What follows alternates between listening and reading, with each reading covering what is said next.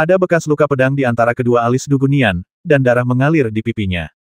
Tubuh Meng Junlai gemetar, dan tubuhnya layu dengan kecepatan yang terlihat oleh mata terbuka, tetapi senyuman mengembang di wajahnya. Bisa mengayunkan pedang ini sudah cukup untuk hidupku. Meng Junlai tertawa terbahak-bahak, tetapi vitalitasnya sudah habis. Sekalipun dia tidak mati saat ini, dia tidak akan hidup lebih dari 10 hari atau setengah bulan. Dugunian mengulurkan tangan dan menyentuh dahinya. Ada darah di tangannya dan tidak ada ekspresi di wajahnya. Kau menyakitiku, bagus sekali. Dugunian berkata dengan dingin, dan bekas luka di dahinya menghilang dalam sekejap. Meng Junlai tidak peduli sama sekali. Dia tidak menyangka pedang ini mampu membasmi penguasa Istana Tuntian.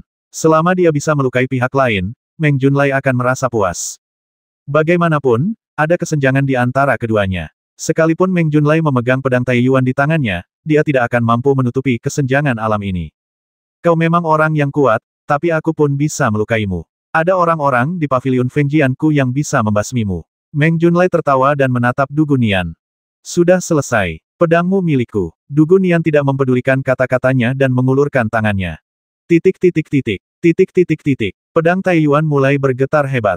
Wajah Meng Junlai berubah muram. Dia memegang pedang Taiyuan erat-erat dengan kedua tangannya, tidak ingin pedang terkenal yang telah menemaninya selama bertahun-tahun ini diambil oleh pihak lain. Tapi bagaimana dia bisa melawan Dugunian sekarang? Dia tidak dapat bertahan lama, dan pedang Taiyuan terbang menuju Dugunian. Wah! Dugunian mengulurkan tangannya, dan pedang Taiyuan jatuh ke tangannya. Pedang tersohor itu, yang selama ini selalu menduduki peringkat 10 besar dalam daftar pedang tersohor, masih saja tak berdaya di tangan Dugunian, terus meronta dan bergetar, berusaha melepaskan diri dari tangan Dugunian. Jelas, pedang Taiyuan sangat menjijikkan bagi Dugunian, bahkan dapat dikatakan menolak dan tidak mau dikuasai oleh Dugunian. Dugunian tersenyum tipis, mencoba menaklukkan pedang Taiyuan yang terkenal itu dengan kekuatan kasar, namun pedang Taiyuan secara mengejutkan mampu menahan penindasan Dugunian. Kamu lebih suka dihancurkan olehku daripada dikendalikan olehku, kata Dugunian. Pedang Taiyuan berusaha sekuat tenaga menahan tekanan Dugunian. Jika terus berlanjut, dengan kekuatan alam abadi Dugunian, dia bisa menghancurkan pedang itu secara langsung. Namun, Dugunian tidak berpikir untuk menghancurkan pedang Taiyuan. Bagaimanapun, pedang ini menduduki peringkat ke-7 dalam daftar pedang terkenal dan dianggap sebagai senjata ajaib yang langka. Jika dia sendiri tidak dapat menggunakannya, dia dapat membiarkan bawahannya menggunakannya. Pada saat ini, 4 sosok tiba-tiba muncul di depan, belakang, kiri dan kanan Dugunian.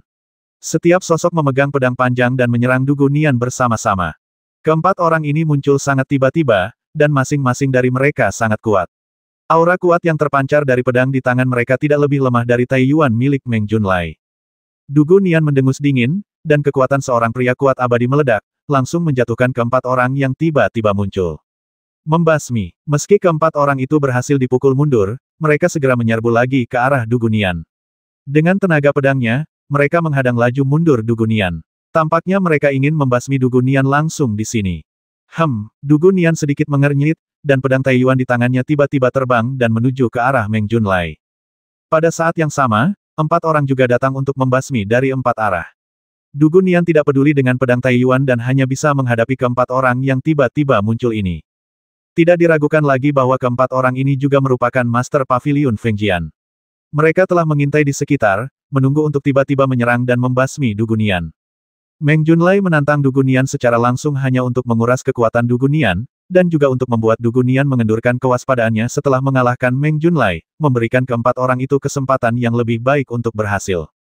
Tindakan ini sangat kejam. Tak satu pun dari 4 ahli pedang yang bersembunyi di samping lebih lemah dari Meng Junlai.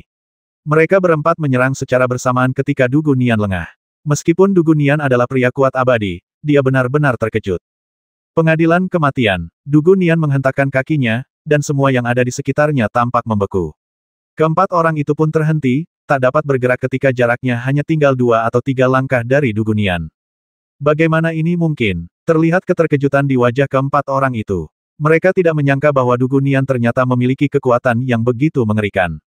Hanya saja tekanan yang dimilikinya membuat keempat pendekar pedang kesulitan untuk mendekatinya. Engah. Tetapi pada saat ini, Meng Junlai bergegas mendekat sambil memegang Taiyuan, menyeret tubuhnya yang sekarat, dan dengan putus asa memusatkan kekuatan pedang Taiyuan pada satu serangan. Serangan putus asa Meng Junlai tidak dimaksudkan untuk membasmi Dugunian, tetapi untuk mematahkan tekanan yang diberikan Dugunian pada keempat tuan. Hancurkan untukku. Meng Junlai mengeluarkan raungan yang menyayat hati dari tenggorokannya, dan pedang Taiyuan bersinar terang. Tubuh Meng Junlai tercabik-cabik, dan tekanan dari keempat pendekar pedang itu tiba-tiba pecah. Ekspresi Dugu Nian berubah. Pedang Taiyuan ada di depannya, dan pedang di tangan keempat pendekar pedang itu menunjuk langsung ke titik vitalnya. Dalam sekejap, Dugu Nian terjebak dalam situasi yang fatal. Bahkan dengan tingkat kultivasi Dugu Nian, menghadapi empat pendekar pedang hebat, ditambah pukulan terakhir yang ditimbulkan dengan mengorbankan kematian Meng Junlai sendiri, mustahil baginya untuk tetap aman dan sehat. Karena keempat pendekar pedang ini sama kuatnya dengan Meng Junlai, maka hanya Meng Junlai saja yang sanggup membasmi Dugu Nian, dan pada saat ini keempat orang ini pun tengah memendam keyakinan bahwa mereka akan mati. Mereka pun telah melancarkan jurus pembasmi terkuat mereka, yaitu membasmi Dugu Nian dengan cara apapun. Bahkan jika mereka berempat ditambah Meng Junlai mati di sini, asalkan mereka dapat membasmi penguasa istana penelan surga, maka kematian mereka akan setimpal. Pada saat kritis, Dugu Nian sangat tenang. Dia menggunakan dua jarinya untuk menjepit pedang Taiyuan. Lalu bayangan Guqin muncul dan suara Guqin itu tiba-tiba terdengar. Berdengung. Saat musik piano mengguncang dunia, serangan empat pendekar pedang hebat terpengaruh lagi. Mengaum. Raungan naga sungguhan terdengar, kemudian terlihat seekor naga sungguhan membubung ke angkasa dari istana penelan langit sambil membawa serta angin dan awan dari 9 langit. Apa? Keempat pendekar pedang itu tercengang. Mereka tidak pernah menyangka akan melihat naga sungguhan. Fang Lin berdiri di punggung naga asli, memegang tombak kuno, matanya terbuka lebar, dan 8 lampu dewa api kuno menyatu ke dalam tubuhnya dalam sekejap. Saat kekuatan naga itu turun, tubuh keempat pendekar pedang hebat itu tenggelam, dan mereka akhirnya kehilangan kesempatan terbaik untuk menyerang. Dugu Nian melancarkan 4 serangan telapak tangan berturut-turut, yang menjatuhkan keempat orang itu. Fang Lin melompat turun dari punggung naga asli dan menyerang salah satu pendekar pedang secara langsung, sementara klon naga asli pergi untuk berhadapan dengan 3 pendekar pedang lainnya.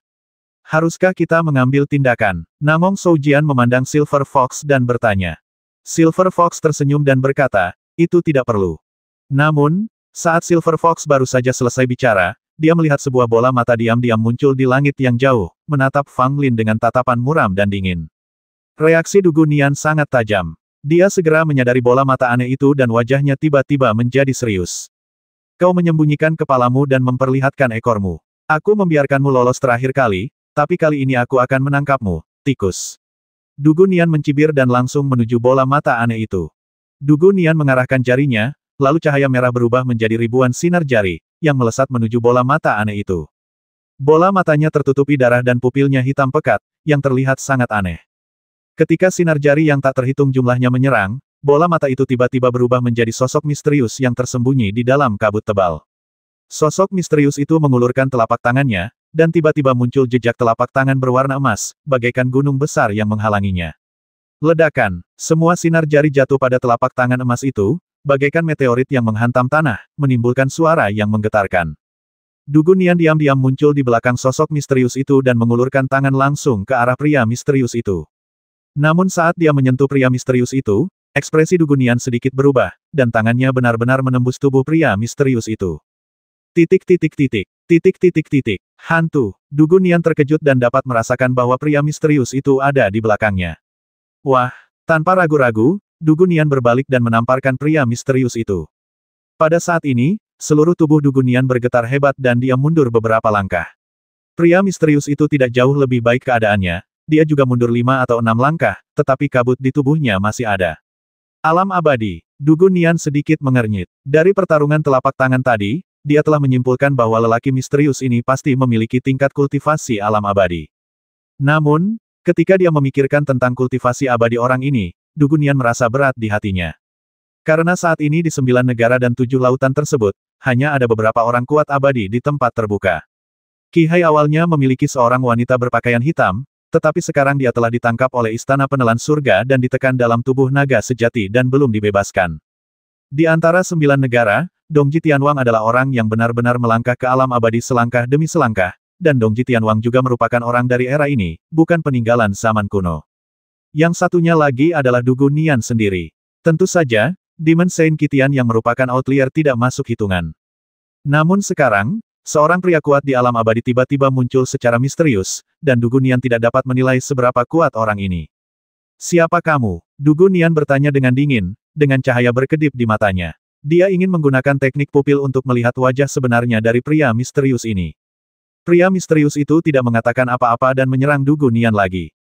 Ketika lelaki itu melambaikan tangannya, langit berbintang yang luas tampak di atas langit, dipenuhi bintang-bintang yang tak terhitung banyaknya. Du Gunian merasa tidak berarti saat berada di bawah langit berbintang, seakan-akan dirinya telah jatuh ke galaksi yang luas dan mengalami penindasan yang tak terbatas. Pria misterius itu juga ada di langit berbintang, tetapi dia berbeda dari Du Gunian. Dia bagaikan penguasa galaksi dan dewa yang berada jauh di atas sana. Kendalikan galaksi. Pria misterius itu mengulurkan tangannya, dan bintang-bintang yang tak terhitung jumlahnya berkumpul bersama untuk membentuk telapak tangan yang sangat besar dan mengerikan, yang menghantam ke arah Du Gunian. Wajah Du Gunian berubah. Seni bela diri yang ditunjukkan orang ini sungguh luar biasa dan kuat hingga sulit dijelaskan. Tanpa ragu sedikit pun, Du Gunian menamparkan tas Jiugong, dan sebuah sitar kuno berwarna merah tua muncul di depannya. Berdengung. Dengan satu jari memetik senar, suara piano tiba-tiba terdengar. Suara piano yang tak kasat mata itu berubah menjadi bilah pisau tajam yang tampak dan bergerak langsung ke arah tangan bintang, bertabrakan dengan keras dengannya. Ledakan. Raungan yang memekakkan telinga terdengar, bintang-bintang yang tak terhitung jumlahnya jatuh, dan suara piano runtuh dalam sekejap. Alis Du Gunian berkerut erat dan tidak pernah mengendur. Cahaya merah melonjak dari tubuhnya, menghalangi semua bintang yang jatuh. Trik yang bagus. Sosok misterius itu mengeluarkan suara serak, seolah memuji kekuatan Du Gunian. Saat Du Gunian mendengar suara sosok misterius itu, dia tidak tahu apakah itu laki-laki atau perempuan. Lagi pula, suara adalah sesuatu yang sangat mudah diubah. Siapa kamu? Du Gunian terengah-engah sedikit dan memetik senar sitar lagi, yang merupakan 3 gaya Tianqin. Suara piano tiba-tiba terdengar, seperti guntur dan kilat, membawa kekuatan Du Gunian yang dahsyat. Untuk sesaat, Du Gunian tampaknya telah memahami situasi dunia secara keseluruhan. Baik kekuatan langit dan bumi maupun kekayaan langit dan bumi terpusat di Du Gunian saja. Inilah kekuatan sesungguhnya dari 3 gaya lira. Apa itu lira? Dengan langit sebagai senarnya dan seluruh makhluk hidup sebagai melodinya, dengan jentikan jariku, aku dapat membuat situasi dunia berjalan sesuai keinginanku. Meskipun Du Gunian mempelajari 3 gaya Tianqin sangat awal, ia benar-benar mencapai tingkat ini hanya setelah jejak sisa pikiran gadis Ibel Wanxian disegel dalam sitar kuno. Dengan pencapaian Du Gunian sendiri, dia masih sedikit kurang untuk mampu melakukan 3 gaya lira ke tingkat ini. Lagi pula, dia hanya menghabiskan sedikit waktu untuk berlatih seni bela diri dan seni memainkan kecapi. Mustahil untuk mengembangkan keterampilan yang tak tertandingi dan belum pernah terjadi sebelumnya ke tingkat tinggi hanya dalam beberapa tahun. Akan tetapi, sisa-sisa dari wanita Ibel 10.000 senar dipadukan ke dalam sitar kuno, yang membuat sitar tersebut menjadi perwujudan dari wanita Ibel 10.000 senar. Hanya dengan bantuan kekuatan sitar, Du Gunian dapat memainkan 3 gaya kecapi pada tingkat seperti itu. Pada saat ini, Du Gunian dapat merasakan semua perubahan di sekelilingnya, seolah-olah dia bisa membasmi siapapun di sini hanya dengan pikirannya. Pria misterius itu tampaknya merasakan ada sesuatu yang salah dan tidak berniat bertarung dengan Du Gunian. Dia hanya berbalik dan lari. Namun sebelum ia berlari jauh, tali-tali muncul di sekelilingnya, menjebaknya dalam sangkar yang dibentuk oleh tali-tali tersebut. Lelaki misterius itu meninju dan menghantam senar gitar itu, namun senar itu tidak dapat digoyahkan sedikit pun, dan sama sekali tidak dapat memutuskan satu senar pun. Inilah untaian yang terwujud dari kecenderungan besar dunia yang Du Gunian sedang kondensasi pada saat ini. Kalau manusia misterius ini mau memutus tali tersebut, itu sama saja dengan memutus arus besar dunia yang terkondensasi dalam Du Gunian. Ini bukan sesuatu yang dapat dilakukan dengan kekuatan manusia. Du Gunian terengah-engah, darah menetes dari ke-10 jarinya. Dengan levelnya saat ini, sungguh sulit baginya untuk menampilkan 3 gaya lira sejauh ini. Bahkan dengan dukungan dari alam abadi, itu masih cukup sulit. Pada momen sebelumnya, Du Gunian telah mengambil 10% dari keseluruhan situasi dunia di seluruh 9 kerajaan. Jika tidak ada hal tak terduga terjadi, 9 kerajaan akan menghadapi banyak bencana dalam beberapa tahun ke depan. Sekarang, kamu tidak punya cara untuk melarikan diri. Du Gunian tersenyum lebar dan menggunakan semua trik yang ada di tangannya untuk menangkap pria misterius ini dan melihat siapa dia sebenarnya. Pria misterius itu berbalik dan melirik Du Gunian, dan kabut di tubuhnya berangsur-angsur menghilang. Apa? Du Gunian terkejut, karena bukan hanya kabut yang menghilang, tetapi lelaki misterius itu pun perlahan menghilang bersama kabut. Pria misterius itu akhirnya menghilang. Dia tidak terjebak dalam sangkar tali. Dia menghilang begitu saja tanpa suara. Wajah Du Gunian tampak muram. Dia telah bersusah payah menjebak pria ini, tetapi dia tidak menyangka bahwa dia benar-benar dapat lolos dari kandang. Sungguh sulit untuk membayangkannya. Meski sangat disayangkan, Du Gunian tidak terlalu mempermasalahkannya. Orang ini harus memiliki latar belakang yang menonjol. Terakhir kali dia muncul, keberadaannya aneh dan Fang Lin tidak menghentikannya. Kali ini, Du Gunian beraksi dan menggunakan jurus terkuatnya, namun tetap gagal. Tak hanya lelaki misterius itu saja yang ikut menghilang, tetapi juga keempat pendekar pedang yang mati-matian berusaha membasmi Du Gunian. Sama seperti pria misterius itu, dia menghilang tepat di depan Fang Lin. Meskipun beberapa pria bertopeng dari Istana Penelan Surga juga ikut terlibat dan ingin menangkap keempat Master Pavilion penyegel pedang bersama Fang Lin, mereka tetap tidak dapat menahan mereka. Yang tertinggal di sini hanyalah Meng Junlai yang sudah mati dan pedang Taiyuan yang terkenal kusam dan redup. Perang yang tiba-tiba berakhir begitu tiba-tiba, membuat semua orang di Istana Penelan Surga merasa tidak bisa melepaskannya. Terutama Fang Lin, setelah dia menyingkirkan klon naga asli, dia selalu merasa ada sesuatu yang salah. Mengapa orang-orang dari Pavilion Fengjian tiba-tiba menyerangnya, dan mengapa orang misterius yang berubah dari bola mata itu datang? Titik. Orang kuat di level ini tidak akan pernah melakukan sesuatu yang tidak berarti. Masuk akal jika dikatakan bahwa Feng Jiange mengirim para master ini ke sini untuk membasmi Du Gunian dengan segala cara, tetapi apa tujuan di balik pria misterius yang berubah dari bola mata aneh itu?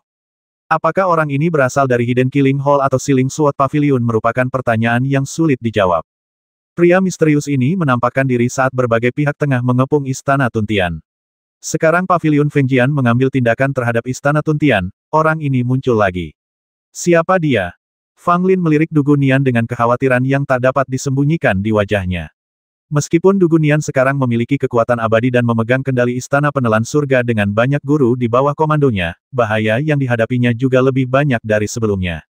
Misalnya, serangan oleh Pavilion Fengjian kali ini sangat brutal. Mereka rela mengorbankan beberapa pendekar pedang terkuat di dunia untuk membasmi Du Gunian. Meskipun Pavilion Fengjian tidak mencapai tujuannya kali ini, hal itu juga memungkinkan Istana Tuntian melihat kekuatan Pavilion Fengjian. Ayo kita kembali ke istana dulu. Du Gunian terbang kembali dan berkata kepada semua orang. Pada saat itu, semua orang kembali ke Istana Penelan Surga. Du Gunian diam-diam mengatur pernafasannya, dan tidak ada tanda-tanda sesuatu yang tidak biasa di permukaan. Namun, Fang Lin dapat melihat bahwa Du Gunian pertama-tama menghadapi pengepungan empat pendekar pedang hebat dan Meng Junlai, dan kemudian bertarung dengan seorang pria misterius dengan kekuatan yang tak terduga. Kedua belah pihak mempergunakan jurus-jurus bela diri yang sangat kuat dan dapat dikatakan pertarungannya berlangsung alot. Terutama pria misterius itu, kekuatannya sungguh mengerikan. Du Gunian tidak mendapatkan keuntungan apapun dalam pertarungan dengannya. Dia bahkan tidak tahu apakah pihak lain menggunakan kekuatan penuhnya atau tidak. Barangkali pria misterius itu masih mempunyai keraguan. Kepala istana, apa yang harus kita lakukan dengan pedang ini? Namong Soujian dengan hati-hati memberikan pedang Taiyuan, matanya tertuju pada pedang terkenal itu. Tak perlu dikatakan lagi, dia berharap bisa menyembunyikan pedang itu di selangkangannya. Sebagai seorang pendekar pedang, impian terbesarnya adalah mendapatkan pedang terkenal dan menjadi pendekar pedang terkenal. Namong Soujian pernah memenangkan gelar juara pedang generasi muda, jadi dia secara alami sangat menginginkan pedang Taiyuan. Du Gunian menatap orang tua itu dan berkata, apakah pedang ini bisa menerimamu? Namong Soujian tertegun sejenak, lalu wajahnya berubah masam. Saya khawatir itu tidak cocok untuk saya. Ini adalah kebenaran dari Namong Soujian. Apakah pedang terkenal dan pendekar pedang itu bisa menerima satu sama lain dapat diketahui dari perasaan pada saat memegang pedang itu. Meskipun Namong Soujian menguasai pedang Taiyuan, itu karena Meng Junlai telah menghabiskan terlalu banyak kekuatan pedang Taiyuan, sehingga tidak dapat lagi menahan Namong Soujian. Namong Soujian dapat merasakan bahwa pedang Taiyuan menolaknya, yang berarti pedang itu tidak cocok untuknya. Pedang terkenal yang sebanding dengan pedangmu tidak ada gunanya, kata Du Gunian. Namong Soujian mengangguk. Meskipun dia sangat menyukai pedang Taiyuan, bagi seorang pendekar pedang, hanya pedang yang paling cocok untuknya adalah yang terbaik. Sekalipun pedang terbaik di dunia, Ying Huo, ada di hadapannya, jika pedang itu tidak menerimanya, maka pedang itu hanyalah seonggok besi tua yang lebih tajam. Namun, Namong Soujian tidak serakah. Dia sendiri memiliki pedang terkenal, Bambo Shadow. Meskipun tidak masuk dalam peringkat 10 besar, namun kualitasnya hampir sama dengan pedang-pedang dalam peringkat 10 besar. Kali ini, Pavilion Fengjian menargetkan Istana Tuntian milikku. Aku khawatir hal seperti itu akan terjadi lagi di masa mendatang. Dalam waktu dekat, tidak seorang pun diizinkan meninggalkan Istana Tuntian tanpa izinku. Du Gunian berkata kepada pria bertopeng yang hadir. Semua orang membungkuk dan setuju. Di pulau terpencil 7 lautan, Yu Qingcheng tampak kuyu dan kurus, dan rambutnya yang hitam panjang kini agak beruban. Namun, Yu Qingcheng, yang baru berusia awal 30-an, sekarang tampak seperti berusia 50-an atau 60-an. Vitalitas dalam tubuhnya cepat terkuras, dan dia menua dengan kecepatan yang terlihat oleh mata terbuka setiap hari. Tangannya telah diletakkan di akar pohon ajaib kuno, dan dia ingin membangkitkan vitalitas pohon ajaib kuno dengan karakteristik kebangkitan kembali pohon matinya sendiri. Dan sekarang, di bawah suntikan vitalitas Yu Qingcheng yang terus-menerus, pohon ibel kuno ini memang telah menunjukkan tanda-tanda kebangkitan, dan beberapa akar telah tumbuh dari akarnya. Orang-orang dari ketiga agama juga memperhatikan dengan ama pergerakan pohon ajaib tersebut. Mereka tentu saja gembira melihat pohon ajaib itu akan bangun. Namun, tidak ada seorang pun yang peduli pada Yu Qingcheng, yang vitalitasnya perlahan memudar. Bahkan mereka yang berasal dari sekte Tao yang sama memilih untuk mengabaikan Yu Qingcheng dan memfokuskan perhatian mereka pada pohon ajaib kuno. Karena Yu Qingcheng ditakdirkan untuk mati. Terlebih lagi, mengorbankan Yu Qingcheng dengan imbalan pohon sihir kuno yang sangat kuat adalah situasi yang saling menguntungkan, tidak peduli bagaimana Anda melihatnya di mata orang-orang dari tiga agama. Yu Qingcheng tidak merasa senang maupun sedih. Dia menerima takdirnya dan tahu bahwa dia tidak berdaya untuk melawan. Daripada melibatkan sanak saudaranya, lebih baik dia mati demi tiga agama. Dengan cara ini, kerabatnya juga akan diperlakukan dengan baik. Pada saat ini, pohon sihir kuno itu tiba-tiba mengeluarkan vitalitas yang kuat, dan Yu Qingcheng merasa bahwa sedikit vitalitas yang tersisa di tubuhnya juga dengan cepat dilahap oleh pohon sihir kuno itu. Hebat! Pohon ajaib akhirnya terbangun sepenuhnya. Semua orang dari tiga agama yang menunggu di sini sangat gembira. Yu Qingcheng terkejut saat mengetahui tangannya benar-benar tumbuh bersama akar pohon ajaib. Sebuah bola mata diam-diam muncul di pulau terpencil, menyaksikan dengan dingin segala sesuatu yang terjadi di pulau itu. Cao Xueseng kembali ke Istana Tuntian. Itu adalah perjalanan yang sangat sulit baginya. Paviliun Fengjian mengirim beberapa kelompok orang untuk mencegat dan membasmi Cao Xueseng, tidak hanya untuk membasmi Cao Xueseng, tetapi juga untuk merebut pedang jangkrik di tangan Cao Xueseng. Pedang terkenal Han Chan menempati peringkat ke-11 dalam daftar pedang terkenal yang diterbitkan oleh Paviliun Fengjian, dan hanya selangkah lagi untuk masuk dalam 10 besar. Apalagi pedang ini sangat terkenal dan telah digunakan oleh beberapa pendekar pedang terkenal di masa lalu. Oleh karena itu, Paviliun Fengjian sangat terobsesi dengan pedang ini dan ingin mendapatkannya. Sayangnya, Fengjiange meremehkan Cao Xueseng. Di antara banyak pria bertopeng di Istana Tuntian, kekuatan Cao Xueseng memang menduduki peringkat terakhir. Tetapi itu hanya karena Cao Xueseng hanya berlatih dalam waktu singkat, jadi dia hanya mencapai tingkat keabadian kecil. Jika kita berbicara tentang pencapaian dalam ilmu pedang, Cao Xueseng dapat disebut sebagai seorang jenius yang tak tertandingi. Bahkan ahli pedang tua Nangong Soujian merasa rendah diri terhadap bakat Cao Xueseng. Meskipun mereka yang datang untuk membasmi Cao Xueseng semuanya adalah ahli pedang, mereka masih kalah dengan Cao Xueseng yang memegang pedang jangkrik. Kecuali jika orang kuat di alam keabadian besar muncul, tidak banyak orang di alam keabadian kecil yang bisa menghentikan Cao Xueseng. Akan tetapi, saat Cao Xueseng kembali ke Istana Penelan Surga, seluruh tubuhnya juga dipenuhi luka.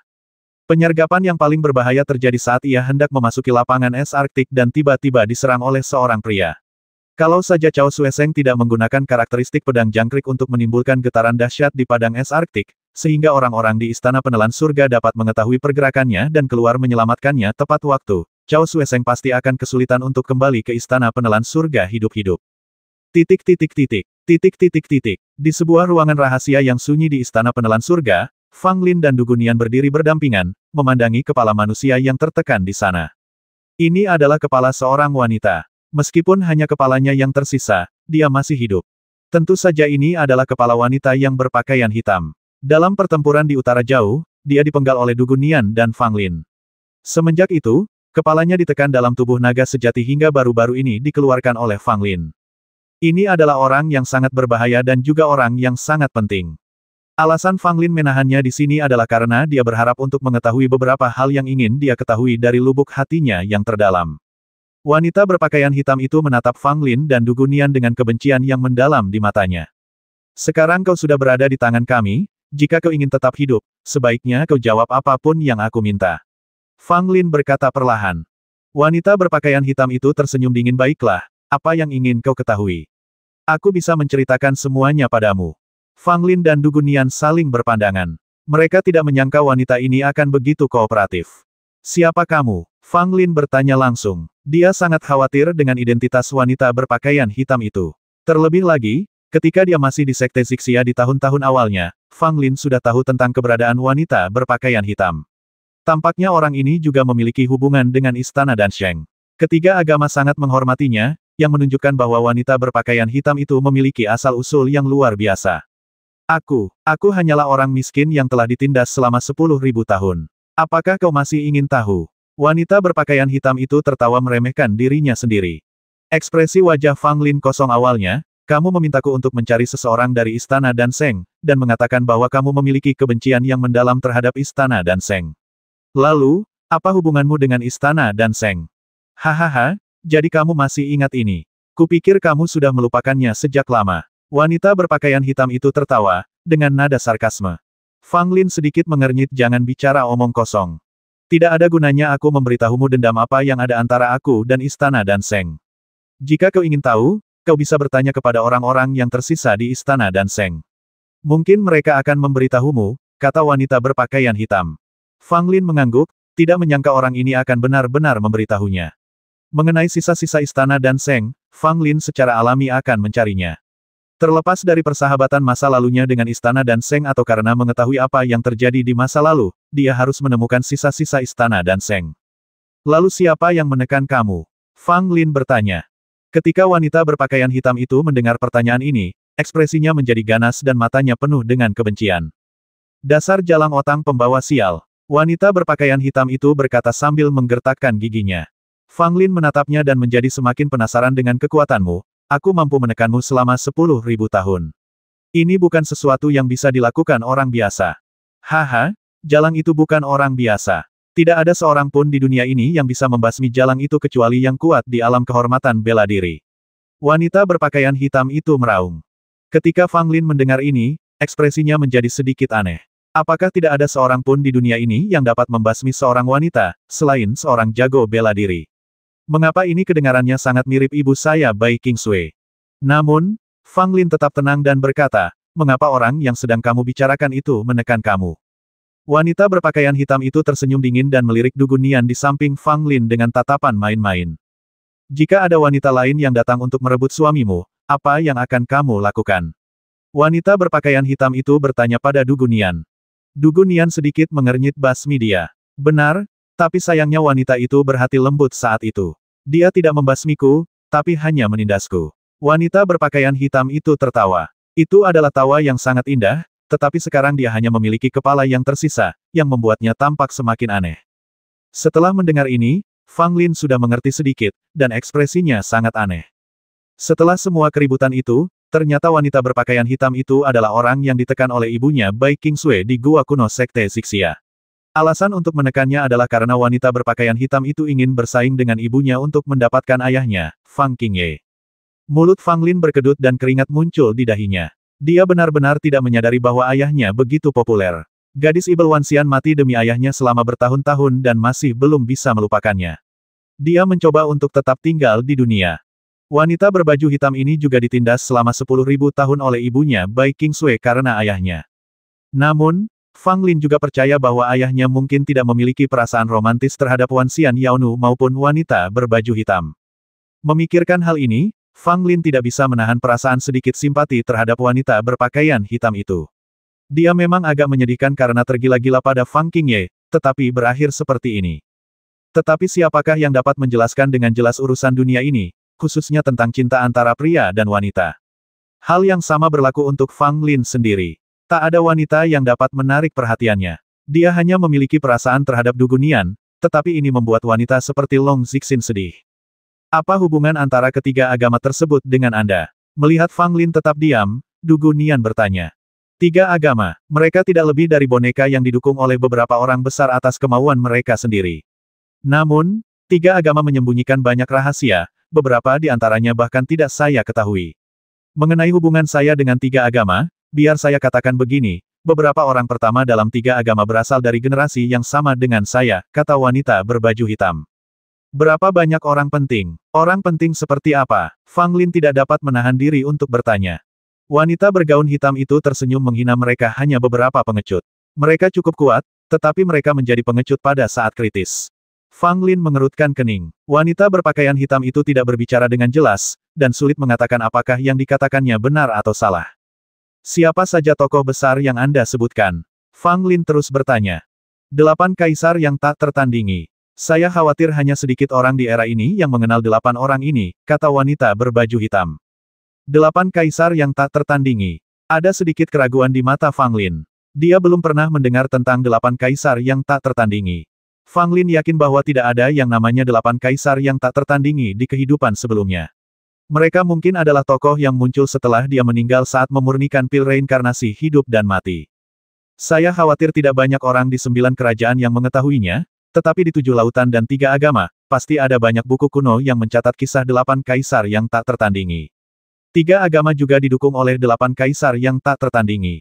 3 agama asli dibentuk oleh keturunan dan murid 8 kaisar yang tak tertandingi, kata wanita yang berbaju hitam, yang dianggap sebagai asal-muasal sebenarnya dari 3 agama.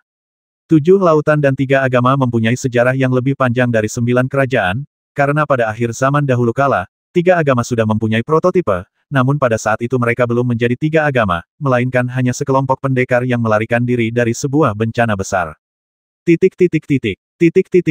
Baru setelah malapetaka besar itu berakhir, perang pecah antara ras manusia dan ras monster.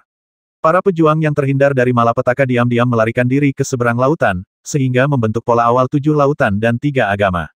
8 kaisar yang tak tertandingi juga merupakan 8 orang pria kuat di zaman kuno, yang berdiri di puncak umat manusia. Tentu saja, apa yang disebut puncak ras manusia masih di bawah Martial Lord. Bahkan jika ke-8 kaisar yang tiada taraf itu digabung, mereka pasti bukan tandingan seorang penguasa bela diri. Tetapi hanya ada 2 atau 3 raja bela diri, mereka sama sekali tidak dapat dianggap sebagai manusia, mereka begitu agung dan perkasa bak dewa. 8 kaisar yang tak tertandingi memiliki tingkat kultivasi dan kekuatan yang sangat tinggi. Mereka secara bertahap memperoleh ketenaran di pertengahan dan akhir zaman kuno dan menjadi eksistensi paling memukau umat manusia saat itu. Kaisar Api, yang menciptakan lampu kuno Dewa Api, juga merupakan salah satu dari 8 kaisar yang tak tertandingi. Di antara 8 kaisar yang tak tertandingi, Kaisar Buddha Puncak Emas menciptakan agama Buddha, Santo Tao Hitam dan Putih mendirikan Taoisme, dan Master Pedang Tianlou menciptakan Konfusianisme. Ketiga agama ini diciptakan oleh ketiga orang ini, kata wanita berpakaian hitam itu, namun dari nada suaranya, sepertinya dia memiliki sedikit rasa jijik ketika menyebutkan ketiga pusat kekuatan kuno ini. 3 agama diciptakan oleh 3 orang ini. Fang Lin bertanya. Wanita berpakaian hitam itu mengangguk dan berkata sambil tersenyum, ketiga orang ini memiliki reputasi terburuk di antara 8 kaisar yang tak tertandingi. Kekuatan mereka dapat diterima, tetapi mereka takut mati dan bahkan tidak memiliki keberanian untuk berjuang demi umat manusia.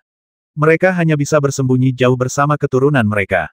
Lalu apa hubunganmu dengan 8 kaisar yang tak tertandingi? Fang Lin memandang wanita berpakaian hitam itu. Mendengar ini, wanita berpakaian hitam itu berkata dengan santai, para murid yang aku terima sebagai ketiga orang ini berasal dari generasi yang sama, dan Master Pedang Tianlou juga merupakan ayah angkatku. Fang Lin dan Du Guonian saling berpandangan, dan sekarang mereka hampir mengerti. Ternyata ada hubungan semacam itu antara wanita berpakaian hitam dengan 3 agama dan 8 kaisar yang tak tertandingi. Tak heran jika masyarakat dari ketiga agama tersebut bersusah payah untuk menyelamatkan wanita berpakaian hitam itu. Status orang ini dalam ketiga agama tersebut hampir seperti pendiri ketiga agama tersebut. Apa sebenarnya bencana besar yang sedang Anda bicarakan? Fang Lin akhirnya mengajukan pertanyaan yang paling penting, dan pertanyaan yang paling ingin ia ketahui jawabannya. Malapetaka besar itu terdengar dari mumi tua Jing Zulong, dari inkarnasi ibunya Bai Qingsui dan ayahnya Fang Qingye, dan juga disebutkan oleh sisa-sisa Kaisar Api yang terlihat belum lama ini. Tetapi Fang Lin tidak pernah mengerti apa yang disebut malapetaka besar ini. Fang Lin pernah dengan naif mengira bahwa malapetaka besar adalah munculnya 10 matahari dalam satu langit. Namun bila dipikir-pikir lagi, meski 10 matahari muncul dalam satu langit itu mengerikan, tetap saja hal itu dapat dipecahkan oleh Master Bela Diri Haoyi. Ini tidak dapat dianggap sebagai bencana besar. Bagaimanapun, orang tuanya masih sangat terpengaruh oleh apa yang disebut bencana besar itu. Mumi tua Jing Zulong juga memiliki tabu yang tidak dapat dijelaskan tentang bencana besar dan tidak pernah mengungkapkannya kepada Fang Lin. Dalam dugaan Fang Lin, munculnya 10 matahari di langit yang sama memang sebuah bencana, namun itu bukanlah bencana seluruhnya. Itu seharusnya menjadi bagian dari bencana besar. Gara-gara malapetaka ini, Master Bela Diri Haoyi meninggal dunia, busur tulang naga pun tak diketahui keberadaannya, dan hidup matinya Master Bela Diri Mo Souhei pun tak diketahui, seakan-akan ia telah lenyap dari dunia ini begitu saja. Ibunya dan ayahnya memikul tanggung jawab yang berat. Fang Lin tidak tahu apa yang mereka lakukan, tetapi dia mengira hal itu ada hubungannya dengan apa yang disebut bencana besar. Mumi tua Jing Zulong pun kini telah pergi, untuk mencari keberadaan sakti yang dulu menindasnya, yang juga ada kaitannya dengan malapetaka dahsyat itu. Ada pula master dari balai pembasmian tersembunyi dan pohon suci klan Ibel.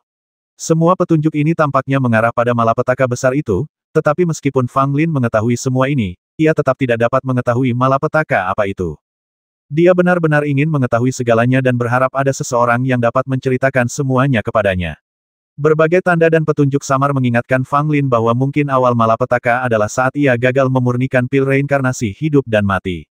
Wanita berpakaian hitam itu mengubah ekspresinya dan menggelengkan kepalanya. Saya tidak tahu apa bencana besar itu. Saat itu saya tertekan dan tidak tahu apa yang terjadi di dunia luar. Saya, seperti Anda, ingin tahu apa yang terjadi saat itu, tetapi sejauh ini saya belum memperoleh apapun. Fang Lin tidak terkejut. Bila perempuan berpakaian hitam itu tidak berbohong, maka ia memang tidak mengalami musibah besar tahun itu, maka wajarlah jika ia tidak mengetahuinya. Namun, jika Fang Lin ingin tahu apa yang terjadi dalam malapetaka itu, dia mungkin harus pergi ke 7 lautan, menemui orang-orang dari bekas istana dan Seng, dan kemudian menyelidiki buku-buku kuno dari 3 agama untuk menemukan lebih banyak petunjuk dari 8 kaisar yang tak tertandingi. Apakah ada hal lain yang ingin Anda ketahui? Wanita berpakaian hitam itu menatap Fang Lin sambil tersenyum. Tahukah kau siapa pemimpin Hidden Killing Hall? Fang Lin memikirkannya dan menanyakan pertanyaan ini. Pembasmi tersembunyi, kepala Aula. Aku tidak tahu, kata wanita berbaju hitam. Lalu apakah kamu tahu bola mata? Fang Lin bertanya lagi. Wanita berpakaian hitam itu sedikit berubah warna. Aku sudah melihatnya, tetapi bola mata itu sangat aneh, dan aku tidak tahu apa itu. Bola mata itulah yang akan membuatku berurusan denganmu, istana pemakan surga. Apa? Fang Lin dan Dugunian keduanya terkejut ketika mereka mendengarnya. Wanita berpakaian hitam itu benar-benar terhasut oleh bola mata aneh itu. Ketika beberapa pendekar pedang hebat dari paviliun Fengjian muncul sebelumnya, bola mata itu juga muncul lagi, yang mungkin ada hubungannya dengan paviliun Fengjian. Apakah kau akan membiarkanku pergi? Wanita berpakaian hitam itu tiba-tiba bertanya. Fang Lin mengumpulkan pikirannya dan berkata kepadanya, tidak, tapi aku juga tidak akan membasmimu. Di puncak gunung bersalju, Fang Lin duduk bersila, membiarkan salju jatuh menimpanya. Dia satu-satunya orang di sini. Tak seorang pun dari istana penelan surga ada di sini, bahkan Dugunian pun tidak. Tempat ini terletak sangat dalam di hamparan es Arktik, dan ada monster-monster yang sangat kuat yang bersembunyi di sekelilingnya. Fang Lin menahan napas dan berusaha sekuat tenaga agar monster-monster kuat ini tidak menyadari kehadirannya. Tapi bahkan jika ia menyadarinya, itu tidak masalah. Dengan kekuatan Fang Lin saat ini, dia akan mampu mengatasinya bahkan jika dia bertemu monster mengerikan di alam transformasi ke-7. Dan di padang es Arktik ini, monster transformasi 7 itu memang ada, dan bahkan ada 2 atau 3 monster purba di alam transformasi 8 di bawah padang es itu. Fang Lin dapat menghadapi monster kuat pada level transformasi ke-7, namun jika ia menghadapi monster kuno pada level transformasi ke-8, ia akan berada pada posisi yang kurang menguntungkan. Namun, jika Fang Lin ingin pergi, dia dapat melarikan diri. Fang Lin duduk bersila di sini, berlatih 9 kuali Tong Tianjue sambil diam-diam memikirkan apa yang dikatakan wanita berpakaian hitam itu. Fang Lin belajar banyak hal tentang 3 agama dari wanita berpakaian hitam, tetapi bukan itu yang sebenarnya ingin diketahui Fang Lin. Dia masih belum tahu banyak tentang bencana besar itu. Namun, mungkin ada banyak petunjuk berharga dari ketiga agama tersebut, dan sisa-sisa istana dan Seng juga tersembunyi di bawah 7 lautan. Apapun yang terjadi, Fang Lin pasti akan melakukan perjalanan lagi ke 7 lautan, entah itu untuk menyelesaikan perseteruan antara 3 agama atau untuk mempelajari lebih banyak kebenaran. Tentu saja, tidak sekarang. Munculnya paviliun Fengjian, ditambah dengan orang yang berubah dari bola mata aneh itu, membuat Fang Lin merasa tertekan. Hanya dewa yang tahu krisis semacam apa yang akan dihadapi Istana Tiantan. Saat situasi masih belum jelas, Fang Lin tidak berani pergi begitu saja. Salju turun semakin lebat, dan salju di sekujur tubuh Fang Lin pun semakin tebal, perlahan-lahan menyelimuti Fang Lin dalam salju putih. Jika Anda berdiri agak jauh dan memandangnya, Anda akan mengira seseorang telah membuat manusia salju di sini. 9 kuali Tong Tianjue dioperasikan lebih lancar dan mudah daripada sebelumnya, seolah-olah semuanya terjadi secara alami. Tubuh ini sekarang jauh lebih kuat daripada tubuh aslinya, dan dapat dikatakan sebagai tubuh yang sangat baik untuk berkultivasi. Dengan tubuh seperti itu, Fang Lin percaya tidak akan terlalu lambat baginya untuk memasuki alam keabadian. Hanya saja Fang Lin masih kurang akumulasi. Ia memasuki alam keabadian yang lebih rendah karena ia membentuk kembali tubuhnya, memperoleh kekuatan dari pohon suci, dan dipelihara oleh nafas naga sejati, yang mengarah ke alamnya saat ini. Jika Fang Lin tidak melalui tahap rekonstruksi tubuh fisik, dia tidak akan berada di alam keabadian yang lebih rendah sekarang, dan bahkan sulit dikatakan apakah dia bisa mencapai puncak sumber spiritual. Meskipun ia telah memasuki alam keabadian kecil, itu hanyalah tahap awal dari keabadian kecil. Banyak orang di Istana Penelan Surga memiliki kultivasi lebih kuat daripada Fang Lin. Satu-satunya yang lebih lemah dari Fang Lin mungkin adalah Han Xiaoxing. Tahun-tahun kultivasi masih terlalu pendek. Fang Lin mendesah saat melihat salju putih di depannya. Dibandingkan dengan orang-orang kuat yang telah berlatih selama ratusan atau ribuan tahun, tahun-tahun latihan Fang Lin memang terlalu pendek, kurang dari 30 tahun.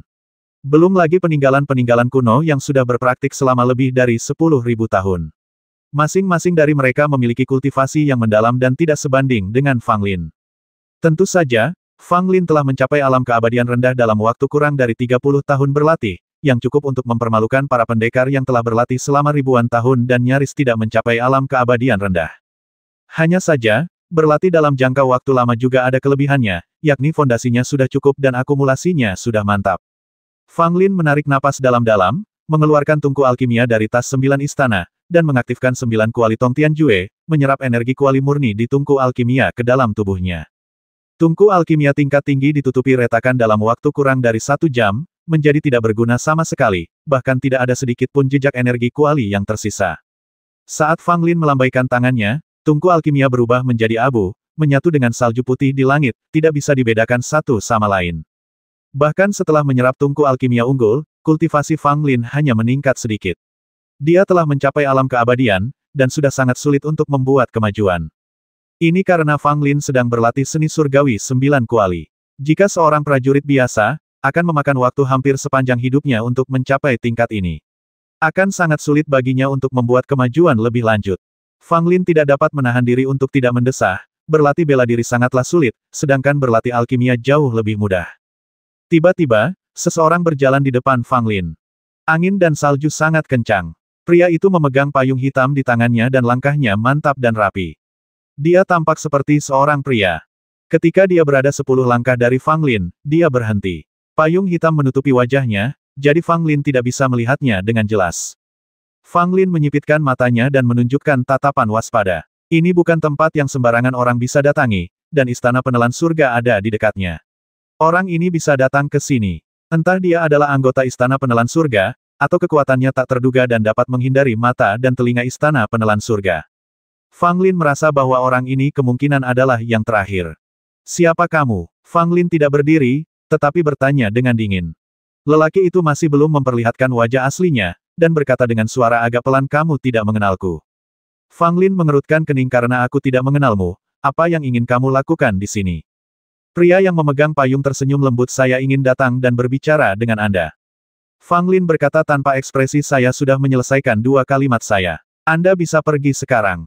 Tidak, tidak, aku tidak punya niat jahat dan aku bukan musuhmu. Jangan terlalu ingin menyingkirkanku. Pria berpayung itu berkata sambil tersenyum. Fang Lin membuka mata ketiganya tanpa ragu-ragu, dan ingin langsung memata-matai wajah dan latar belakang asli orang ini. Akibatnya, ketika Fang Lin membuka mata ketiganya, dia tidak melihat apapun. Bukan karena lelaki itu menggunakan suatu cara untuk menutupinya, tetapi Fang Lin benar-benar tidak melihat siapapun berdiri di sana, dan lelaki yang memegang payung itu tampaknya tidak ada.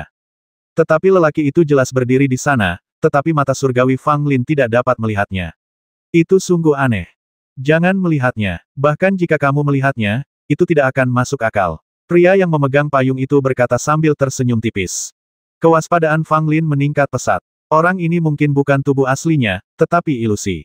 Akan tetapi, meskipun itu hanya ilusi, hal itu tetap saja membawa tekanan besar bagi Fang Lin. Ini bukan tentang aura atau alam, tetapi secara langsung memberitahu Fang Lin bahwa orang ini mungkin tidak sederhana. Apa tujuanmu? Fang Lin bertanya dengan suara yang dalam, dan melihat kembali ke arah Istana Menelan Surga. Masih belum ada pergerakan di sana. Ia takut kalau selain dirinya, tidak ada seorang pun yang menyadari keberadaan lelaki yang memegang payung itu. Pria yang memegang payung itu hanya berdiri di sana, tidak bergerak maju atau mundur, dengan payung hitam masih terbuka di tangannya. Katakan padaku, apakah benar-benar ada seseorang di dunia ini yang bisa hidup selamanya? Pria yang memegang payung itu berkata dengan ringan. Keabadian. Fang Lin mencibir berulang kali ya, jika kamu memasuki ranah kehormatan bela diri, kamu dapat merebut kekayaan langit dan bumi dan hidup sepanjang langit. Pria yang memegang payung itu terdiam sejenak. Anda mengatakan bahwa seorang ahli bela diri bisa abadi. Benarkah itu? Lalu mengapa semua ahli bela diri itu sekarang sudah tiada? Ekspresi Fang Lin sedikit berubah. Saat orang ini menyebut Wu Zun, tidak ada sedikit pun rasa hormat dalam nada bicaranya. Ini cukup tidak normal. Tidak ada seorang pun di dunia, tidak ada prajurit yang berani berbicara enteng tentang Wu Zun, dan tidak ada alkemis yang berani berbicara omong kosong tentang Dan Sun. Ini adalah akal sehat yang diketahui semua orang. Master bela diri dan master alkimia beresonansi dengan langit dan bumi.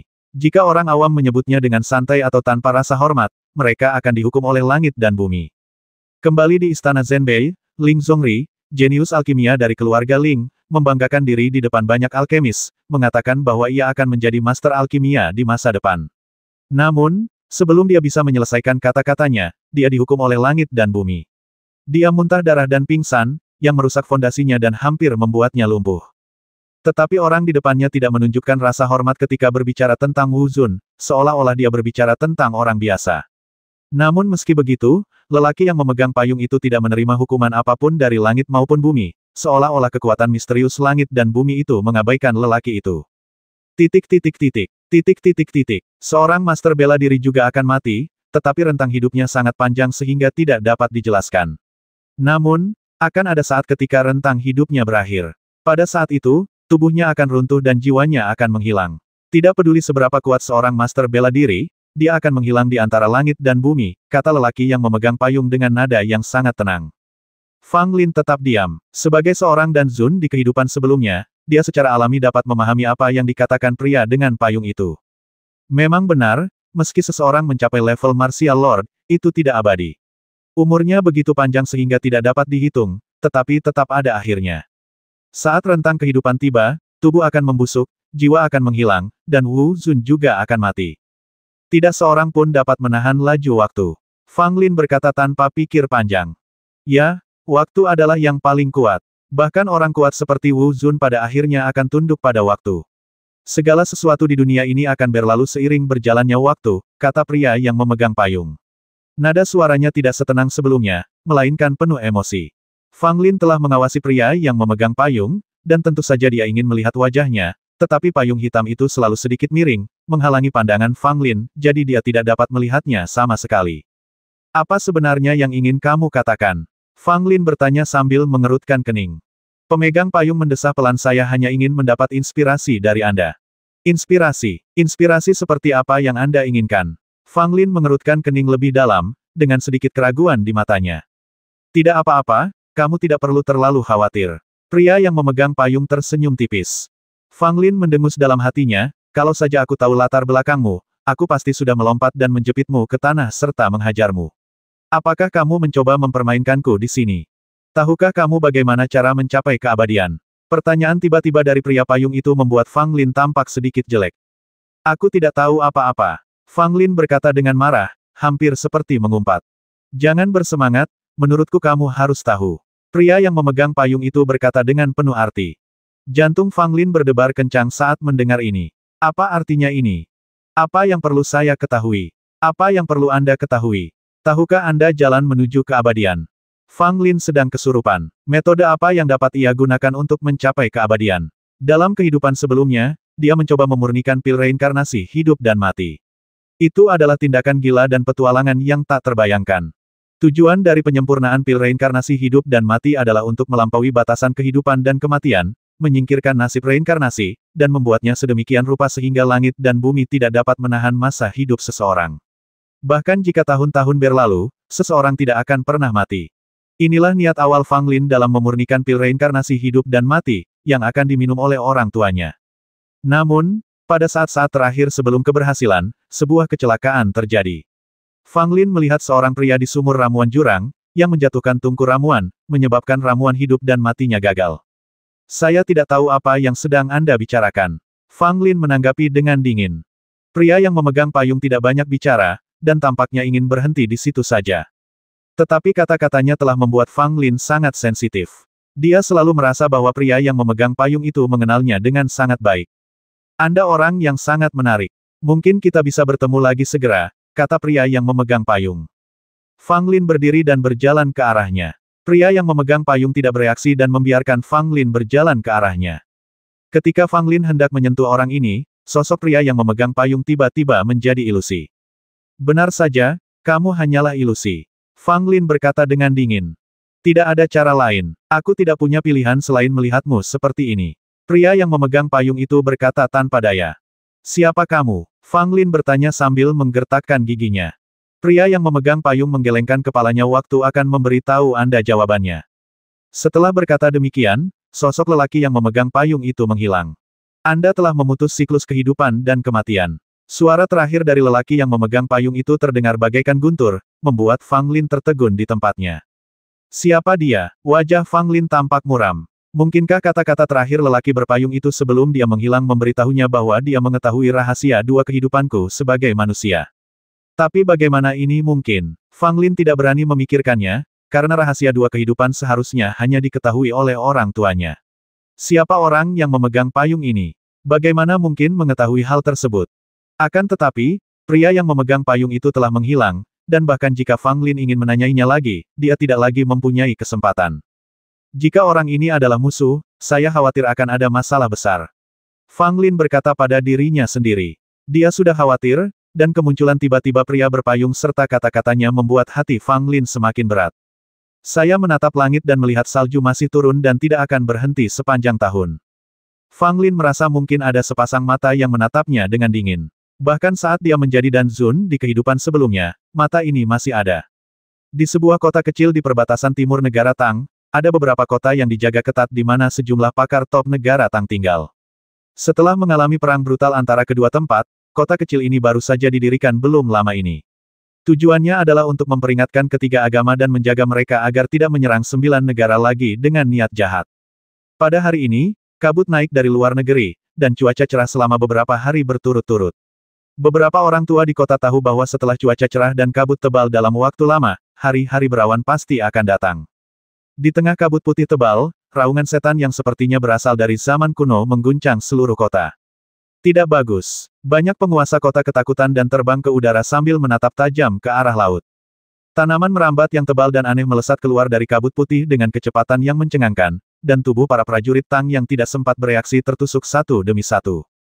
Kepulan-kepulan. Ada lebih dari selusin prajurit Tang, dengan tingkat kultivasi yang berbeda-beda. Yang paling tinggi memiliki kultivasi Lingyuan tingkat pertama, tetapi mereka masih tertusuk tanaman merambat di tubuh mereka dan tidak memiliki kekuatan untuk melawan sama sekali. Semua orang di kota melihat pemandangan mengerikan itu. Sekitar selusin prajurit yang tertusuk tanaman merambat itu mulai layu dengan kecepatan yang terlihat oleh mata terbuka.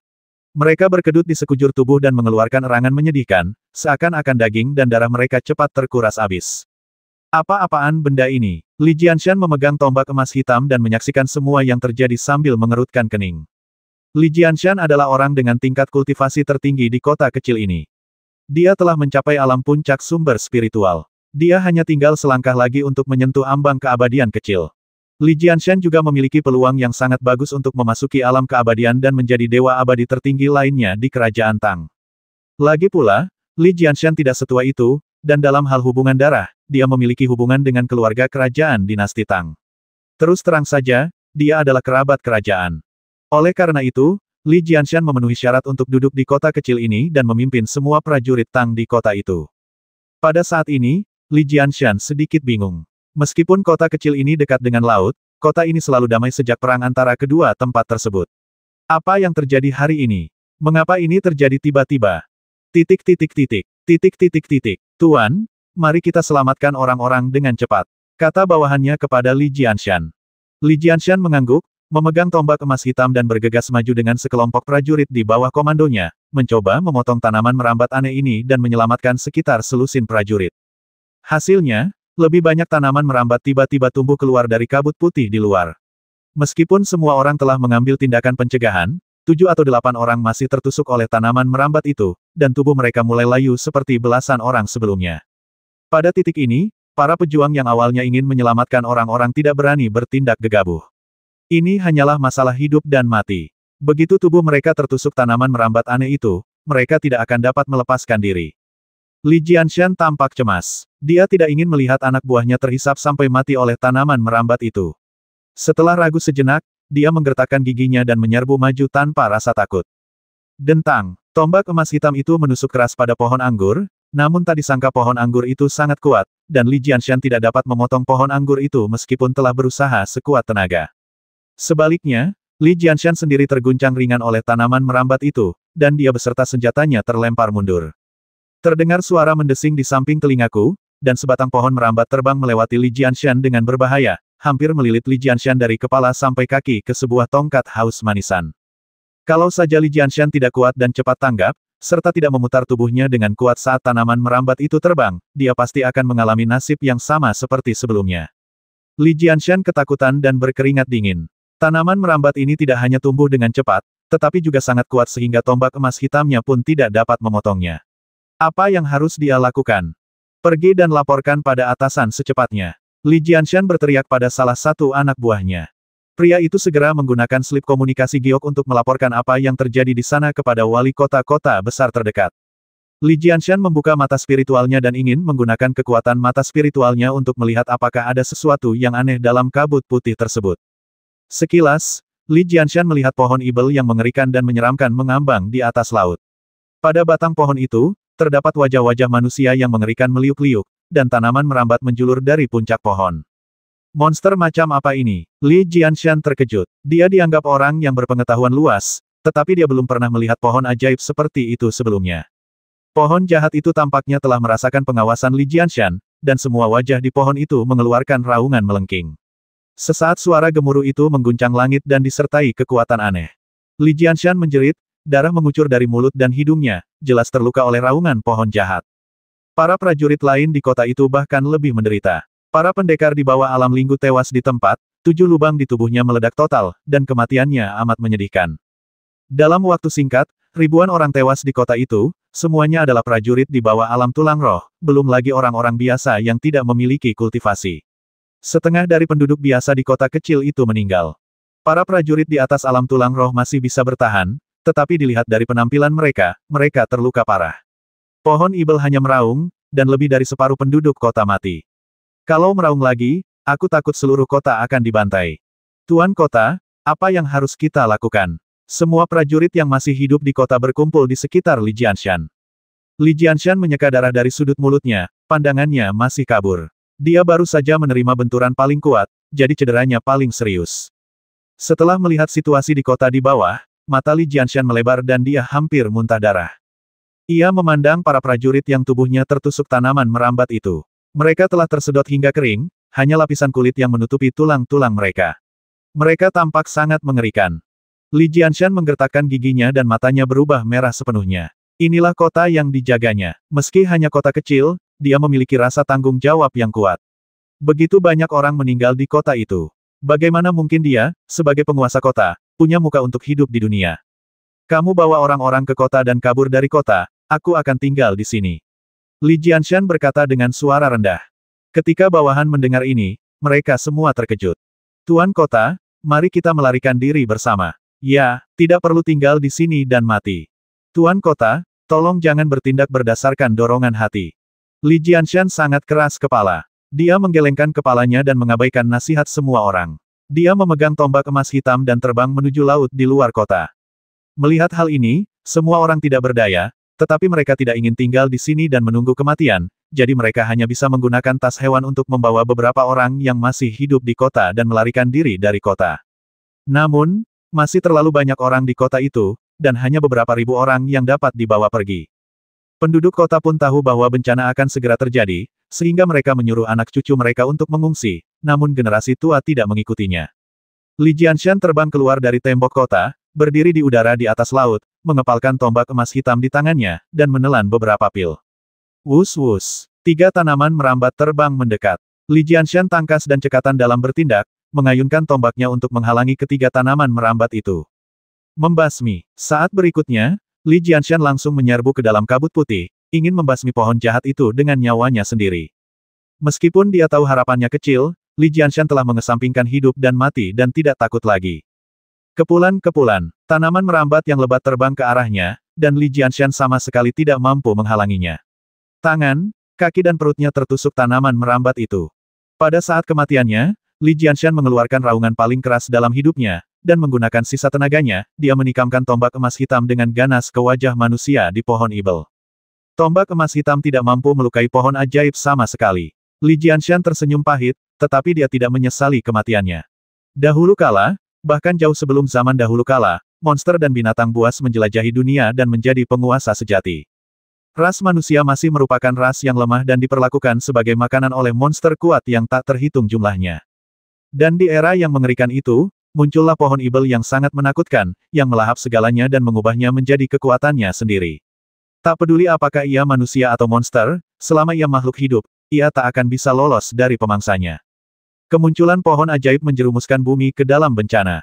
Bahkan monster yang sangat kuat pun tidak dapat menghadapi pohon ajaib ini. Karena semakin banyak makhluk hidup yang dimangsa pohon ajaib ini, maka semakin kuat pula vitalitas dan kekuatannya. Pohon ibel ini telah melahap begitu banyak kehidupan sehingga menjadi begitu kuat hingga tak terbayangkan. Bahkan naga sungguhan tidak dapat menghancurkannya. Kemudian, seluruh makhluk hidup di dunia bersatu untuk melawan pohon jahat ini. Mereka membayar harga yang sangat mahal dan banyak sekali orang serta monster yang mati. Akhirnya, seorang pria yang memegang tombak kuno memakukan pohon jahat yang membawa malapetaka bagi dunia hingga kematian di padang belantara yang luas. Namun kemudian, keberadaan pohon ajaib dan tombak kuno tersebut tidak diketahui, dan orang yang menggunakan tombak kuno tersebut tidak meninggalkan banyak catatan. Bahkan pada beberapa buku tulang dan batu yang sangat tua dari zaman kuno, hanya ada beberapa kata yang tersisa. Titik. Keberadaan tombak kuno tersebut menjadi misteri, dan banyak orang di generasi selanjutnya ingin menemukan tombak kuno tersebut dan mencoba mengambilnya sendiri. Anda harus tahu bahwa ini adalah senjata ajaib yang memaku pohon ajaib kuno hingga mati. Saya rasa semua orang ingin mendapatkannya. Namun tombak kuno itu tidak pernah muncul lagi. Prajurit yang tak terhitung jumlahnya mencarinya di seluruh dunia, tetapi tidak dapat menemukan jejaknya. Seolah-olah tombak kuno itu telah lenyap sepenuhnya dari dunia. Pada zaman dahulu kala, banyak orang yang mengetahui tentang kekuatan pohon ibel kuno, namun di era ini, pada dasarnya tidak ada seorang pun yang mengetahui tentang pohon ibel kuno lagi. Oleh karena itu, ketika beberapa kota kecil di perbatasan negara Tang menjadi sasaran pembantaian berdarah, para prajurit negara Tang tidak tahu jenis monster apa yang telah menyerbu dan mereka benar-benar kebingungan. Pada awalnya, para penguasa beberapa kota besar di wilayah timur negara Tang mengira bahwa ada monster laut yang datang ke daratan. Akibatnya, dalam waktu kurang dari 2 hari, puluhan ribu orang tewas di wilayah timur negara Tang, yang sebagian besar adalah prajurit. Sekarang para penguasa kota tidak bisa lagi tinggal diam. Jika ini terus berlanjut, mereka akan diserang. Oleh karena itu, beberapa penguasa kota keluar bersama-sama dan membawa cukup banyak tenaga untuk mengepung dan menekan pohon ibel kuno. Tetapi kali ini, tak seorang pun selamat. Mereka semua dibasmi oleh pohon sihir kuno, dan darah serta daging mereka dihisap kering oleh pohon sihir kuno, menjadi bagian dari tubuh pohon sihir kuno. Semakin banyak orang yang dimangsa pohon ajaib kuno itu, semakin kuat pula ia jadinya. Setelah melahap begitu banyak prajurit di bagian timur kerajaan Tang, pohon ajaib kuno ini telah menjadi lebih kuat daripada saat pertama kali muncul di pantai kerajaan Tang. Bahkan para penguasa di alam keabadian rendah pun tak berdaya menghadapi pohon ajaib kuno ini. Kematian beberapa penguasa kota mengejutkan semua pihak di kerajaan Tang. Kaisar Tang, yang berada jauh di ibu kota Tang, tahu bahwa segala sesuatunya tidak baik dan bergegas ke perbatasan timur secara langsung. Kerajaan Tang menderita korban terbanyak dalam perang antara kedua tempat tersebut dan merupakan yang paling terkena dampak perang. Sekarang keadaan akhirnya stabil dan semua tempat mulai pulih, monster mengerikan seperti itu tiba-tiba muncul saat ini. Ini hanya menambah penghinaan atas cedera. Kaisar Tang tentu saja sangat cemas dan ingin menyingkirkan monster ini sesegera mungkin. Akibatnya, Kaisar Tang membawa sekelompok penguasa kerajaan ke perbatasan timur, dan menemukan pohon ajaib kuno. Setelah pertempuran sengit, 7 atau 8 penguasa kerajaan tewas, dan Kaisar Tang sendiri terluka parah. Jika para penguasa kerajaan yang tersisa tidak mati-matian menyelamatkan Kaisar Tang, saya khawatir Kaisar Tang sendiri akan ditelan oleh pohon ajaib kuno. Bagaimanapun, Kaisar Tang datang sedikit terlambat. Jika dia bergegas mengepung dan menekan pohon ibel kuno saat baru saja memasuki wilayah timur, pohon ibel kuno itu mungkin telah dihancurkannya. Tetapi pada saat Kaisar Tang tiba, pohon ajaib kuno ini telah melahap terlalu banyak prajurit Tang, dan kekuatannya meningkat terlalu cepat. Bahkan Dewa Abadi yang agung pun tidak dapat menandingi pohon ajaib kuno. Namun, dalam pengepungan dan penindasan ini, pohon ibel kuno bukannya tanpa cedera, dan banyak tanaman merambatnya ditebang oleh Kaisar Tang. Setelah pertempuran ini, pohon ibel kuno mundur sementara, meninggalkan perbatasan negara Tang, dan menghilang ke dalam laut. Buddhisme, pegunungan tak terbatas. Sejak Ling Chanzi dibasmi oleh Dongji Tianwang, hanya ada satu biksu kecil yang tersisa di Gunung Wuji. Biksu muda itu tinggal di Gunung Wuji, dan terus membaca kitab suci setiap pagi dan sore seperti sebelumnya. Ia tidak berlatih bela diri, tetapi hanya fokus pada agama Buddha. Sejak dia diterima sebagai murid Ling Chanzi dan datang ke Gunung Wuji, dia belum berlatih seni bela diri Buddha apapun. Dalam agama Buddha masa kini, biksu yang tidak berlatih seni bela diri Buddha pada dasarnya tidak ada lagi. Biksu pemula kecil ini merupakan pengecualian yang lengkap. Ia pernah bertanya-tanya mengapa gurunya Ling Chanzi tidak mengajarkan kepadanya ilmu bela diri Buddha apapun, tetapi hanya membiarkannya melafalkan kitab suci Buddha yang telah dihafalnya setiap hari. Ling Chanzi pada awalnya tidak menjawab keraguan biksu kecil itu, dan dia tidak pernah memberitahu biksu kecil itu alasannya sampai kematiannya. Pada hari ini, biksu muda itu duduk di puncak gunung, memperhatikan pasang surut air laut serta awan dan kabut di kejauhan, dan hatinya menjadi sangat tenang. Suara debur ombak yang menghantam gunung tanpa batas terngiang di telinganya. Biksu kecil itu tiba-tiba terkejut dan cahaya keemasan muncul di antara alisnya. Di kaki Gunung Wuji, terdapat sebuah pagoda, yang menyimpan relik banyak biksu Buddha besar yang telah meninggal. Ketika Buddha Dipamkara wafat di tangan mumi tua Jing Zulong, reliknya akhirnya diterbangkan kembali ke sini dan dengan hormat ditempatkan di pagoda oleh Ling Chanzi. Pada saat ini, hati Buddha murni dari biksu muda itu terbangun, dan cahaya Buddha keluar dari pagoda di kaki gunung. Satu demi satu relik emas meledak keluar dari pagoda dan berputar-putar di atas langit. Sosok-sosok mantan biksu Buddha muncul kembali, sebagian berpenampilan hikmat, sebagian bermata ramah, dan sebagian lagi bermata melotot. Terdapat total 108 relik dan 108 gambar hantu biksu dan Buddha, termasuk Buddha Dipamkara dan Ling Chanzi. Biksu muda itu duduk di puncak gunung dengan kedua tangannya saling bertautan, dan di belakangnya ada 108 sinar cahaya Buddha yang bersinar. Amitabha, 108 hantu biksu Buddha di langit melantunkan nama Buddha kepada biksu kecil itu secara bersamaan, dan masing-masing dari mereka memiliki senyum senang di wajah mereka. Pada saat yang sama, semua patung Buddha di kuil-kuil Buddha utama jatuh ke arah Gunung Wuji. Para biksu Buddha terkejut, dan beberapa biksu tua begitu gembira hingga mereka gemetar. 10.000 Buddha memberi penghormatan kepada Sang Buddha. Ini adalah 10.000 Buddha yang memberi penghormatan kepada Sang Buddha. Bahkan sosok besar seperti kepala Buddha pun menundukkan kepala dengan tulus ke arah Gunung Wuji saat ini. Banyak orang dari sekte Tao dan Konfusianisme juga memandang Gunung Wuji dan cahaya Buddha yang menyilaukan naik ke langit. Di laut yang dalam dan gelap, banyak sekali binatang laut yang berlarian ke segala arah, tampak sangat panik dan ketakutan. Tumbuhan merambat ke segala arah, menusuk tubuh binatang laut satu persatu. Tidak peduli seberapa besar binatang laut itu, jika mereka tertusuk oleh tanaman merambat pohon ajaib, mereka tidak akan punya kekuatan untuk melawan. Dalam sekejap, kematian memenuhi laut dalam, dan sekelompok besar binatang laut tersedot kering oleh pohon ajaib dan mati. Kekuatan pohon ajaib itu berangsur-angsur meningkat karena terus-menerus menyerap binatang laut. Mungkin lain kali ia muncul lagi, kekuatannya akan mencapai taraf yang tak terbayangkan. Di mahkota pohon ajaib, ada wajah manusia. Berbeda dengan wajah-wajah lain pada batang pohon, wajah-wajah lainnya memiliki mata yang tertutup, tetapi wajah perempuan ini memiliki mata yang terbuka. Wajah wanita ini persis seperti Yu Qingcheng. Namun, pada saat ini, Yu Qingcheng telah menyatu dengan pohon sihir kuno.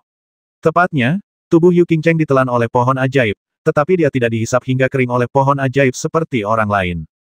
Karena pohon ajaib itu menyadari manfaat dari tubuh kayu mati yang dihidupkan kembali, asalkan ia dapat menyatukan wanita itu dengan dirinya sendiri, maka tidak peduli seberapa serius lukanya, ia dapat pulih dengan cepat dengan bantuan tubuh kayu mati yang dihidupkan kembali. Oleh karena itu, meskipun Yu Qingcheng bergabung ke dalam tubuh pohon ajaib, dia berhasil menyelamatkan hidupnya secara kebetulan. Namun sejak saat itu, Yu Qingcheng kehilangan segalanya dan menjadi bagian dari pohon ajaib. Dia dapat melihat segala sesuatu di dunia luar, tetapi tidak dapat mengeluarkan suara atau melakukan apapun. Dia sudah patah hati dan hanya berharap segera mati. Dia tidak ingin terus tinggal di tubuh pohon ajaib dan menderita. Saat kekuatan pohon ajaib itu bertambah kuat, Yu Qingcheng bisa merasakan kesadarannya mulai kabur. Pohon sihir kuno tidak ingin Yu Qingcheng mempertahankan kesadaran dirinya, jadi ia mulai melahap Yu Qingcheng lebih lanjut. Yu Qingcheng tidak melawan. Dia membiarkan pohon ajaib melahap kesadarannya sedikit demi sedikit. Baginya, mati seperti ini sebenarnya melegakan. Tidak ada ruang untuk dua harimau di satu gunung. Bagaimana bisa ada dua raja harimau di gunung yang sama? Pasti akan ada pertarungan untuk menentukan pemenangnya. Pemenangnya akan terus menguasai gunung tersebut, sedangkan yang kalah akan mati atau turun gunung dengan malu dan mencari tempat lain untuk tinggal. Sekarang, di dalam batas wilayah 9 negara tersebut, terdapat situasi di mana dua harimau hidup dalam satu gunung. Akhirnya terjadilah kontradiksi dan konflik besar antara aliansi alkimia dan keluarga alkimia. Kedua belah pihak bagaikan air dan api, yang dapat sewaktu-waktu meledak. Alasannya adalah karena sebagian besar kekuatan di tiga negara teratas lebih dekat dengan keluarga alkimia dan memandang rendah aliansi alkimia. Beberapa keluarga alkimia bahkan diam-diam melakukan tindakan terhadap aliansi alkimia, yang menyebabkannya menderita banyak kerugian. Bahkan seseorang yang pemarah seperti Raja Dongji tidak dapat menahan amarahnya.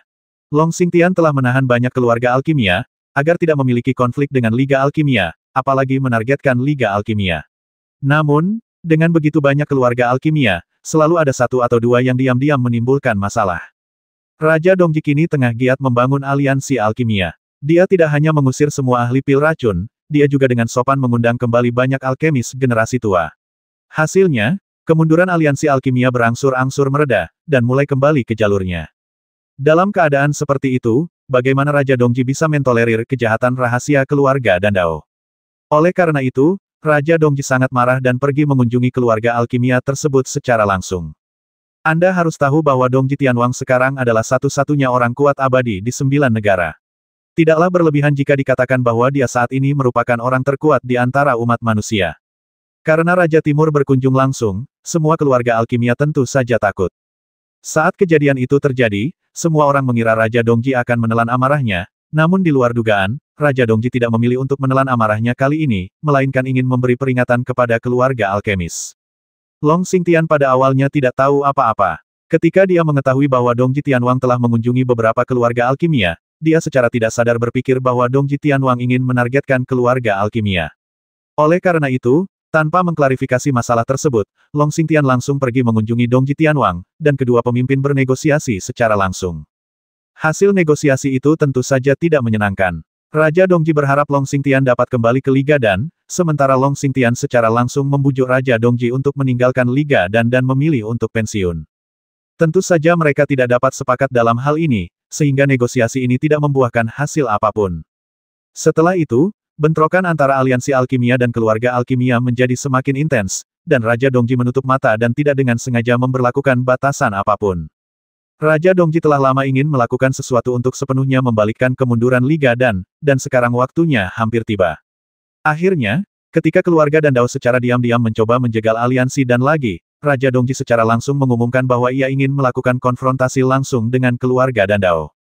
Kedua belah pihak adalah kekuatan yang dibentuk oleh para alkemis, dan isi kompetisi tersebut tentu saja adalah seni alkimia. Raja Dongji bertindak cepat dan segera menyebarkan berita itu. Semua pihak di 9 negara juga segera mengetahui masalah ini, yang menyebabkan kejutan besar untuk sementara waktu. Banyak orang menduga akan ada hari seperti itu. Lagi pula, tidak mungkin ada dua harimau di satu gunung. Baik aliansi alkimia maupun keluarga alkimia tidak akan membiarkan satu sama lain ada selamanya. Di negeri 9 negara ini, cukup satu keluarga alkimia saja. Dalam situasi saat ini, keluarga Dandao jelas lebih kuat daripada Liga Dan.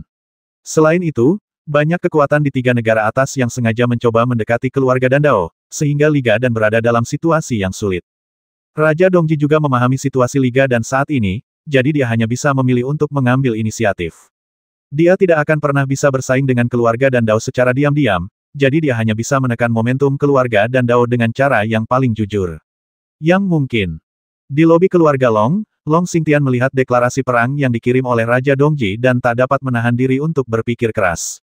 Guru, bagaimana kita harus menanggapinya di sana? Tanya seorang tokoh senior keluarga Long.